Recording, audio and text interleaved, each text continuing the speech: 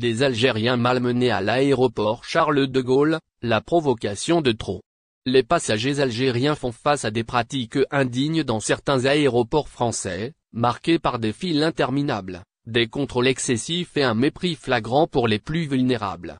Ces comportements discriminatoires, inacceptables dans une société qui se dit respectueuse des droits, s'ajoutent à des provocations successives qui révèlent une volonté manifeste de ternir l'image de l'Algérie et d'exacerber les tensions, tout en ignorant les principes de justice.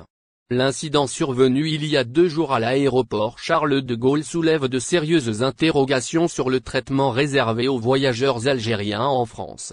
Le vol HMI 230, en provenance d'Alger, a vu ses passagers confrontés à des conditions de contrôle particulièrement troublantes.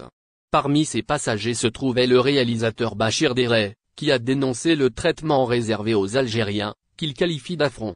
Tout allait très bien et, soudainement, les policiers ont fermé la majorité des guichets, en laissant un seul ouvert pour les passagers algériens. Un seul guichet, a-t-il relaté. Plus inquiétant encore, ce guichet, supposément réservé aux Algériens, a fini par prioriser les voyageurs d'autres nationalités. Les détenteurs de visas algériens, craignant un refus d'entrée, se sont retrouvés dans une situation de désarroi total, incapables de manifester leur mécontentement. Cette situation a fini par provoquer une anarchie et beaucoup ne se sont pas laissés faire, a-t-il expliqué. Il a ajouté, les procédures de contrôle, d'une longueur inhabituelle, ont dépassé le temps de vol lui-même. Ce traitement était dénué de toute courtoisie ou égard, laissant des aînés, des malades et des retraités en fauteuil roulant dans une détresse totale. Le site semble volontairement insister sur des risques généraux, sans évoquer les succès indéniables de l'Algérie dans la lutte contre le terrorisme. Le pays a joué un rôle central dans la stabilisation du continent africain, et cela a été reconnu par la communauté internationale.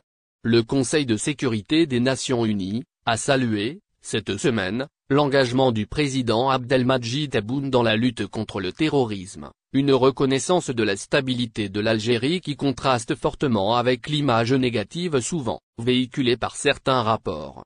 Les préoccupations liées à la délinquance et au transport omettent de mentionner les progrès réalisés en matière d'infrastructures et de sécurité en Algérie. En effet, le pays a modernisé ses réseaux de transport, et les grandes villes, telles qu'Alger et Oran, bénéficient désormais de dispositifs de sécurité renforcés, permettant aux visiteurs de se déplacer en toute tranquillité. Il apparaît donc que ces avertissements visent à maintenir une image négative du pays. Il est également important de souligner que la France a été classée parmi les pays les plus dangereux d'Europe en 2024, avec un indice de criminalité de 55%, selon la plateforme NBO. Cette dernière indique que la France serait le pays développé affichant le taux de criminalité le plus élevé au monde. En comparaison, l'Algérie, classée 47e au niveau mondial, avec un indice de criminalité de 52, reste mieux positionnée que la France, qui occupe la 37e place, avec un indice de criminalité de 55 et un indice de sécurité de 45. Ces chiffres témoignent de l'efficacité des politiques de sécurité publique mises en place par l'Algérie, malgré les efforts persistants de certains médias ou institutions étrangères pour véhiculer une image à la